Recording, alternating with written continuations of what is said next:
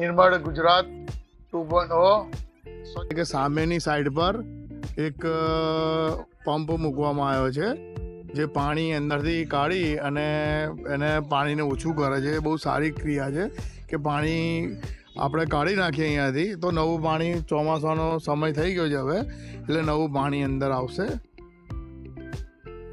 જો આ જગ્યા પર પહેલાં પાણી હતું, અમે લોકો અહીંયાથી ઊભા રહી અને પછી બધું ક્લિનિંગ કરતા હતા.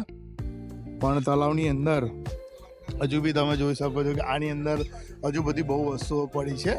એ અમે આજે કદાચ થોડી ઘણી કાઢીશું અને બતાવીશું તમને કે અમે શું કાઢ્યું આની અંદરથી. જો ભગવાનના ફોટા છે અહીંયા, અને આપણા દિલીપભાઈને બધા આવી ગયા છે સાફ સફાઈ માટે, અને હવે અહીંયા ચાલુ કરીશું કામ.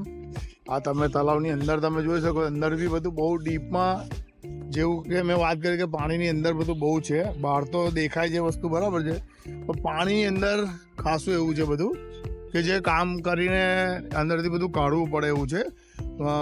માટલી છે, પ્લાસ્ટિક છે.